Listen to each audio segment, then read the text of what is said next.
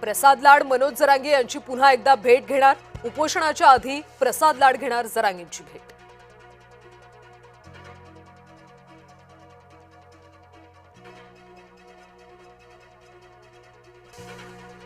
कल्याणमधल्या दुर्गाडी मंदिर प्रवेश बंदीवरून वातावरण तापलं। बकरी ईद निमित्त दुर्गाडी किल्ल्यावर आज हिंदूंना प्रवेश बंदी। शिवसेना भाजपचे कार्यकर्ते प्रवेशासाठी आक्रमक। पुणे नाशिक संभाजीनगरमध्ये सीएनजी दराचा भडका। पेट्रोल डिझेल पाठोपाठ सीएनजीचे दर वाढल्यानं वाहनधारकांना फटका। इंधन दरवाढीचा परिणाम थेट मच्छी व्यवसायावर। मच्छीमारांना डिझेलसाठी मोजावे लागतात प्रति लिटर 155 रुपये। दरवाढ परवडत नसल्यानं मच्छीमारांच्या बोटी किनारीच। इंधन दरवाढीच्या माध्यमातून सर्वसामान्यांना मारण्याचा प्रयत्न। सर्वसामान्य महागाई त्रस्त। सरकार इव्हेंटमध्ये व्यस्त। महागाईवरून विजय वडेट्टीवारांचा हल्लाबोल। नागपूरमध्ये उष्माघाताने 24 तासात 10 जणांचा मृत्यू झाल्याचा संशय। मृतकांमध्ये भिक्षेकरांचा 3 रेल्वे प्रवाशांचा देखील समावेश। रिपोर्टमधून मृत्यूचं कारण स्पष्ट होणार, पण उष्णतेने मृत्यू झाल्याची शक्यता। मुसलमान आपलेच आहेत, ते काही औरंगजेबाची औलाद नाही। केंद्रीय राज्यमंत्री रामदास आठवले यांचं विधान।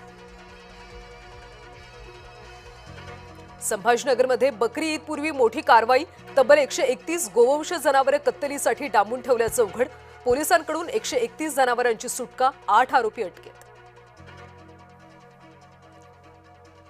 मुंबई महानगरपालिकेकडून अमराठी नामफलकांवर विशेष कारवाई। शहरातल्या विविध विभागांमध्ये मराठी नामफलकांची तपासणी मोहीम। 14 मे ते 26 मे दरम्यान हजारो आस्थापनांची तपासणी। मुंबई महापालिका आणि एमएसआरडीसी मध्ये समझोता। नवीन पूल रस्त्याचा ताबा महापालिकेने घ्यावा असा एमएसआरडीसीचा प्रस्ताव। महापालिका आयुक्तांनी आधी निधी मग ताबा अशी घेतली होती भूमिका। नवी मुंबईतल्या पाम बीच मार्गावर 2 दुचाकींची जोरदार धडक। भरधाव वेगात बाईक स्वाराने सिग्नल तोडल्यानं दुर्घटना। अपघातात दुचाकीस्वार महिला गंभीर जखमी। बीड जिल्ह्यामध्ये आरोग्य विभागाचा संतापजनक कारभार। अल्पवयीन बलात्कार पीडितेला वैद्यकीय तपासणीसाठी 10 तास ताटकळत ठेवलं। बीडच्या केज उपजिल्हा रुग्णालयातला धक्कादायक प्रकार। रत्नागिरीमध्ये 2 गटात जोरदार राडा। हर्णेमधल्या मारहाणीनंतर दापोलीमध्ये तणाव। राड्याप्रकरणी 9 जण पोलिसांच्या ताब्यात।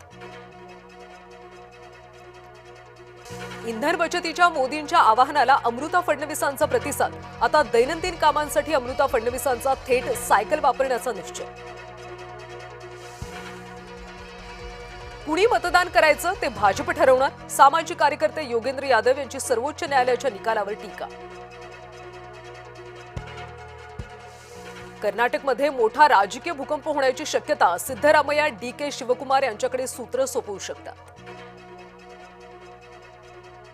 भारत लवकरच बनवणार 5व्या पिढीतले स्वदेशी stealth fighter jet. Stealth fighter jet बनवण्याचा महत्त्वाचा टप्पा लवकरच पडणार पार। युवा वैभवच्या धुआंधार फलंदाजीपुढे हैदराबादचा पाला पाचवला। हैदराबादला हरवत राजस्थानची क्वालिफायर 2 मध्ये धडक। उद्या न्यू चंदीगडमध्ये राजस्थान गुजरात भिडणार। क्वालिफायर 2 जिंकणारा संघ अंतिम सामन्यात बंगळुरूशी देणार टक्कर। आज मुंबईसह देशभरात बकरी ईद निमित्त नमाज। मुंबईसह देशभरात पोलिसांचा तगडा बंदोबस्त।